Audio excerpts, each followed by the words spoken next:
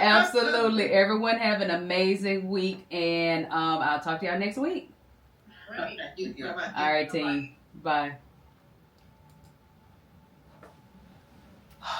Sugar.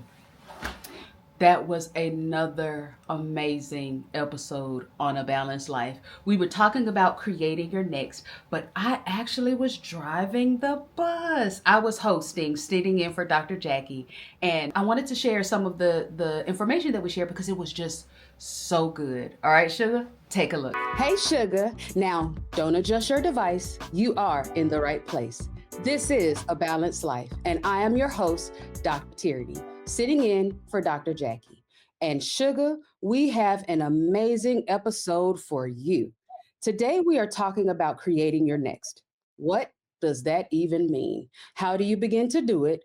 And what are some of the steps you need to consider before embarking on your next? All right, everybody. How everybody doing today? Good morning. Hello. Amazing. I love to hear it. I love to hear it.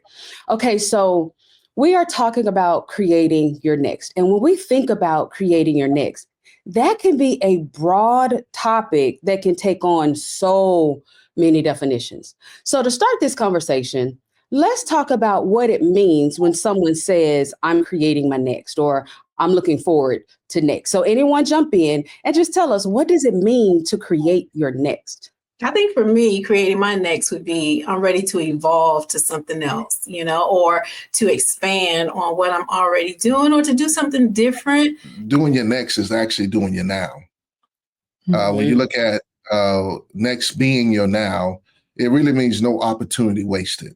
N-O-W, no opportunity wasted. And so when you start looking at opportunities that are in front of you, don't look for the perfect condition to do your next, because it's a perfect time to do it now. That was so good. And we're going to talk more about that next, being your now, because that needs a whole space to breathe just right there on its own. One of the things that I think about when we're talking about defining what's next, a lot of times we don't know when it's time to step into or start creating our next. Have you guys noticed that sometimes we can get so stuck with where we are right now that we don't know it's time to create our next? Have you guys noticed that any? Yeah, definitely. I mean, I think it's that saying that you never move until God nudges you. I mean, that's what happens. Sometimes you get too comfortable and you're just stuck with where you are. But, the next step is really, what is your next act? What do you want to achieve with that? But sometimes you get stuck in the same old, and, the things that are going on now with, unfortunately, layoffs and things like that, maybe that is the nudge for people to move and really explore what that next may be. What challenges you actually changes you, right?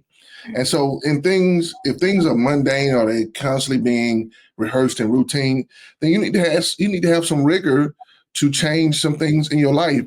Creating your next is that we got to get out of that comfort zone, because if we stay there, like Dr. Bishop said, the fruits are outside of there. So we really need to get outside of our comfort zone and not keep doing the same thing over and over and not getting the results that you want. The only way you're going to get out of your comfort zone is to not be overcome with fear as well. So you got to start working on that mind garbage, that I like to call it.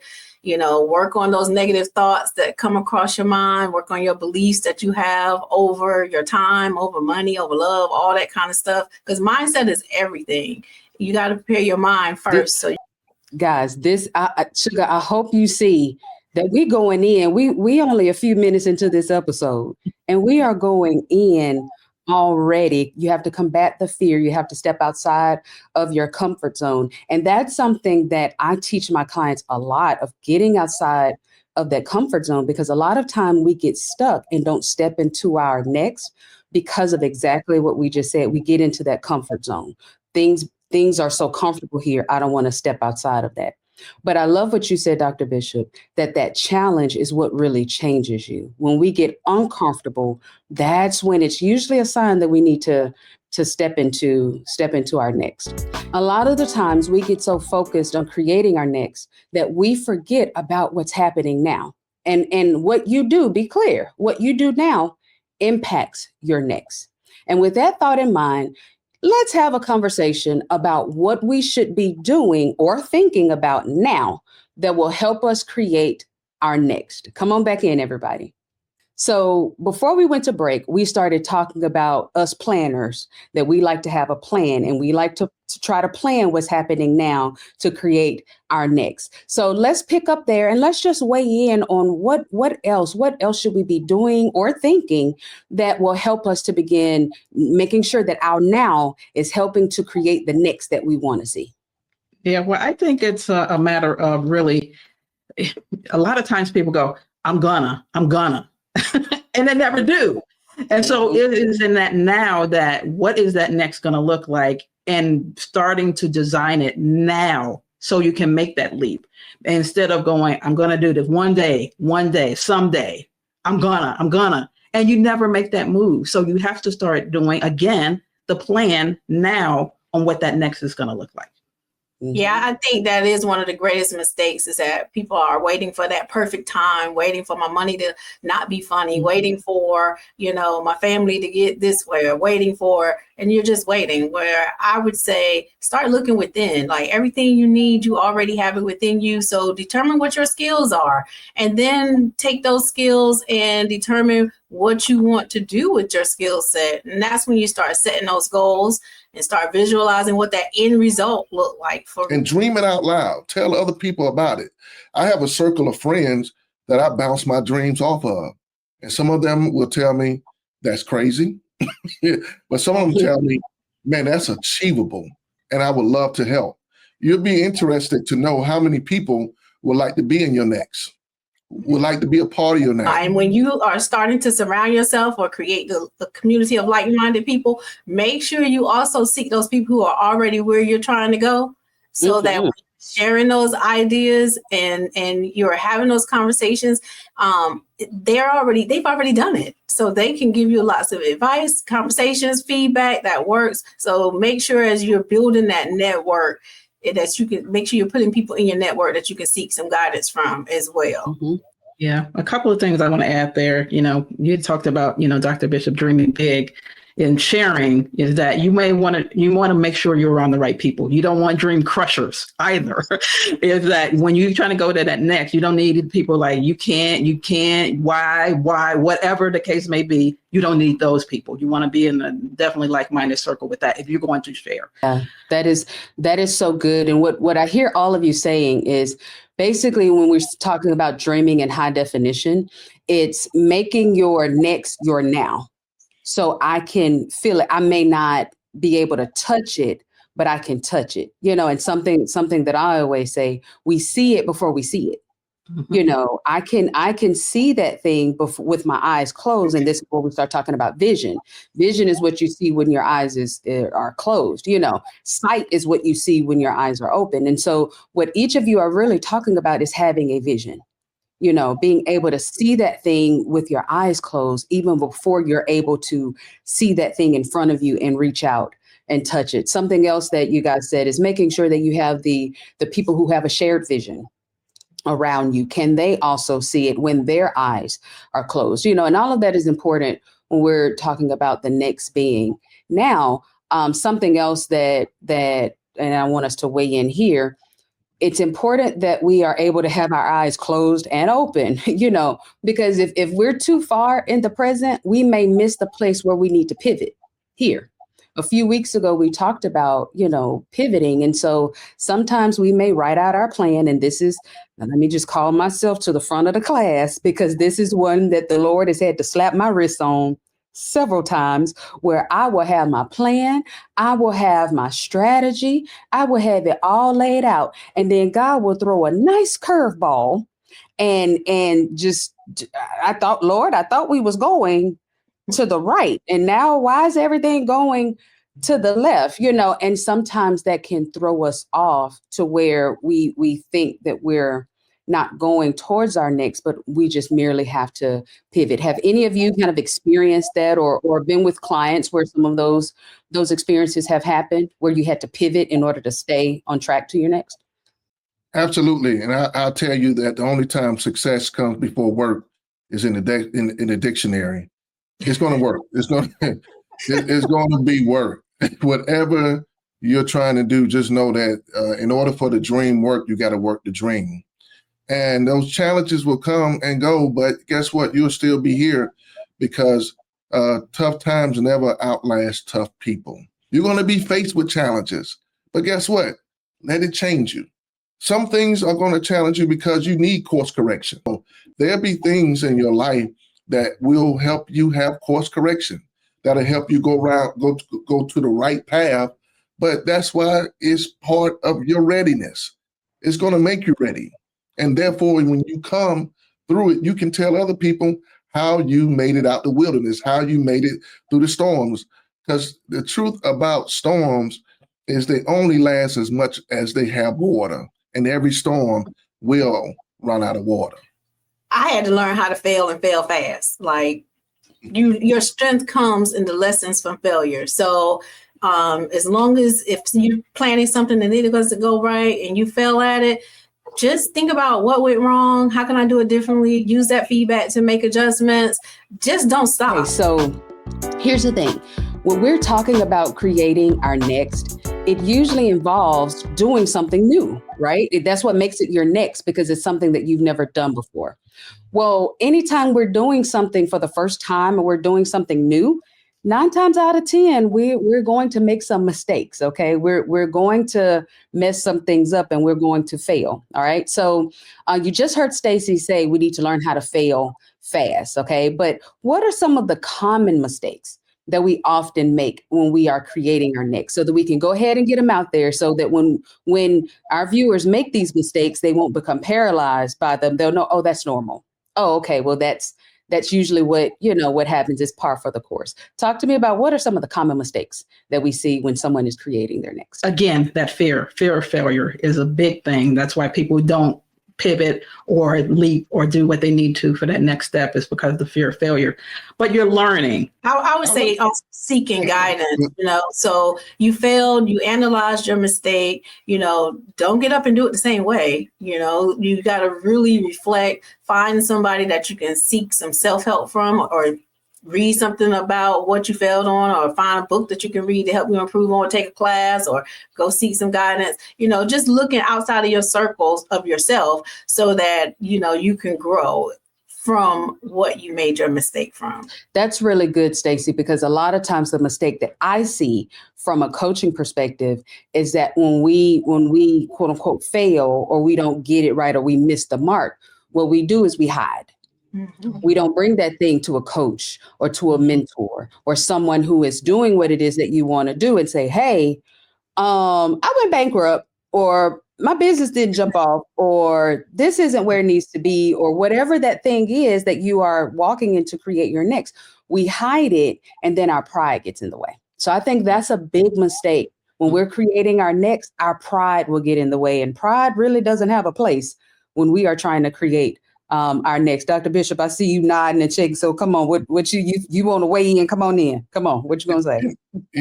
My sister said we need to fail fast. I also think you need to fail forward, because failure is part of life. We all fall. We all fail.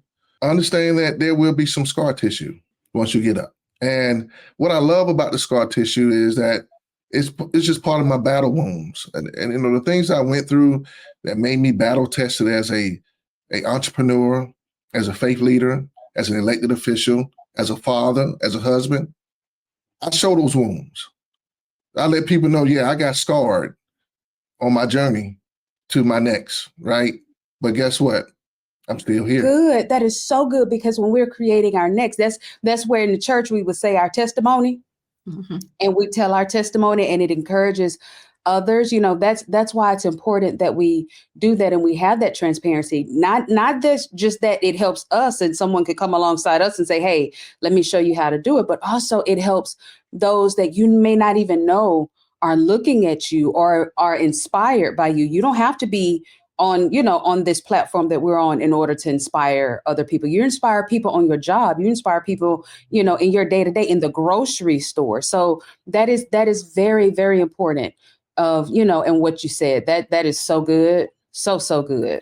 The key to all of this is take the hits and keep moving. Yeah. There's 2 more mistakes that I see quite often.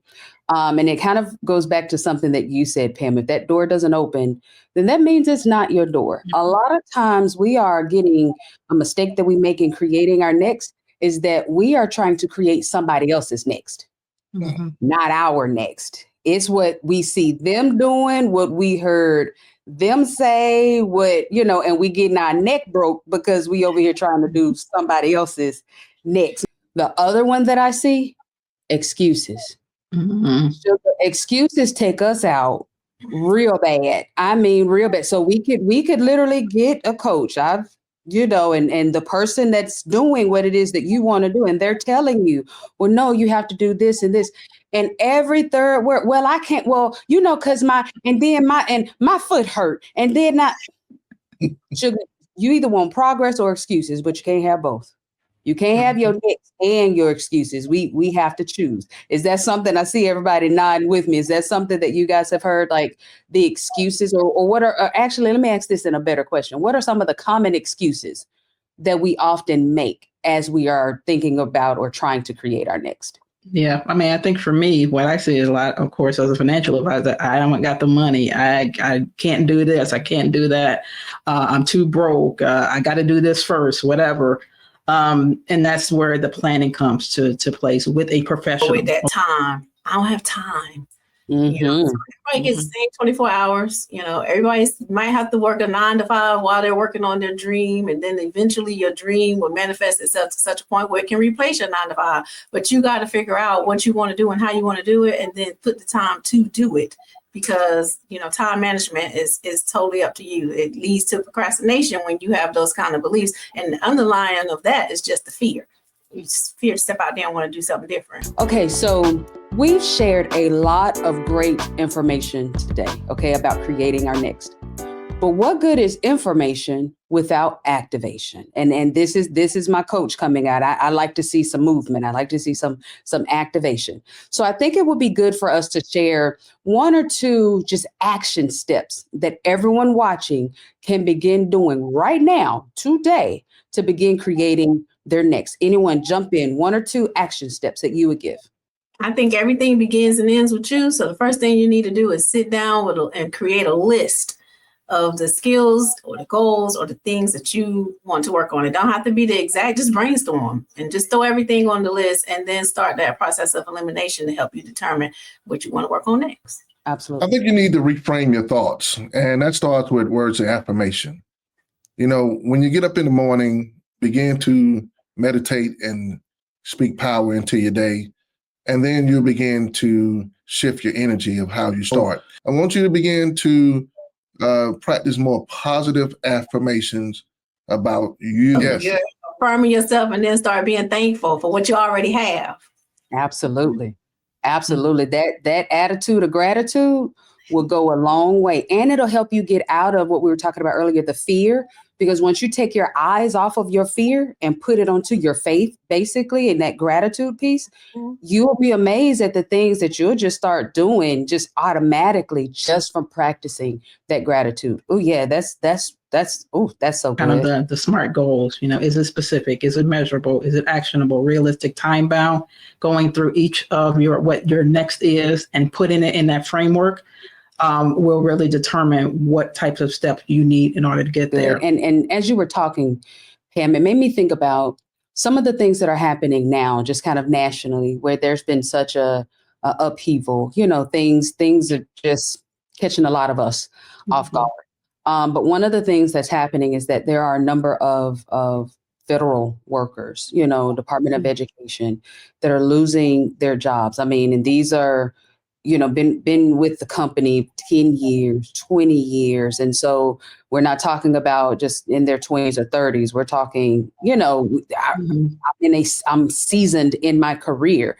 And so they are at that point of, okay, what's next? Okay. So in thinking about the viewers that may find themselves in that situation, what is something that you would, an action step or even encouragement that you would give them to say, hey, if I were in that spot right now, this is what I would do, or here's where you would start. And then, to kind of help them put together a plan, because that can be a very lost situation, to find yourself in. So what would you all say to someone that may find themselves in that situation today? Well, I think it's, again, taking an assessment of where you are. It happened. You have to kind of deal with it. It's just like, mourning a loss. You had a job for a certain period of time. You have to give yourself some time to kind of go through the emotional part of it as well, because, you go to the job one day and unfortunately you get a pink slip and then the next day you're not. So it is going to be some emotional. But once you kind of get through the emotion pieces, that take an assessment. Where am I in my career? Can I still use the skills that I have in order to parlay that into another career? Or do I need to retool in order to move forward with that next? Am I at a point where perhaps I don't want to go back to work? Am I at a point where I can retire? What does that look like? What resources do you have in place? Do I have enough reserved in cash reserve? Do I have enough in my 401k? What do my benefits look like? That's another assessment. So it's really right now assessing what do you want, which way you want to go first. Do I need to retool in order to continue work, or do I want to retire? And then what does that look like as an assessment? You just got to research the shift. So everything is shifting. Where is it shifting to? Because somebody's going to have to do something to wherever it lands. So as we are assessing where these shifts are going, then align yourself. Can I align myself to this new space and with my current skill set, and then start preparing myself to do so? So increase your prayer life. The same God that gave you that opportunity that let you go, same God can give you another opportunity. But here's the shift. Think generationally. Jobs will lay you off. Mm-hmm. I've been laid off twice. Until one day I woke up and said, you know what? I'm a third generation entrepreneur. And so the same time that I was investing in a company, I started investing in myself. Invest in yourself and think generationally that it may be a company that you will start that your children's children will inherit. Absolutely. Can we pass the collection plate, please? Go ahead and pass the collection plate, because but I love everything that you said. And that was actually going to be my takeaway, for everyone, is to get a coach. I will say that till I'm blue in the face, get a coach, get a therapist and a coach, because a coach can help you save a lot of time, a lot of money, a lot of mental frustration and emotional strain when creating your next, and I'm not saying this just, she say that all the time because she's a coach. No, sugar. When I lost my job, when the rug was pulled from up under me and I had to think about what was next. I'd spent all of this time building this career and these more degrees than a thermometer. And it's like, wait a minute, what am I going to do? The first thing I did was get a coach.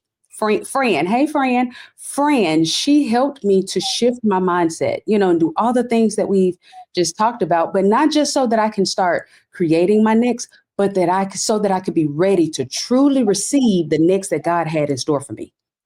So sometimes when we're talking about creating our next, it's not just, what's the next thing that I'm going to do? It's also, what's the next version of me that is going to, come forward. So I love everything that you said, Dr. Bishop, and volunteering. Yes, I did that, did that too. Spending that time in prayer, giving yourself the space to feel what you feel and grieve, and making sure that you are researching the shift. Yes, things are no longer happening over here, but that does not mean that God is not moving. We just got to look and say, okay, well, where he moving me to, and make sure that we are in the flow of the shift and we are ready to continue to create our next in alignment with what he's doing in the earth. Look, Dr. Bishop, you done took me to church, took us to church. Now, Sugar, our experts today gave us some valuable information and tangible action steps for you to begin creating your next today. I mean, getting a vision, making a plan for your finances, reframing your thoughts, failing forward, failing fast, learning how to get up. Sugar, all of that will help you begin creating the next that you want to see in your life. So, Sugar, no excuses. Today is the day that you start moving and take the action now that will create the next that you want to see. Thanks for joining us today, Sugar. Until we see you next week, take care.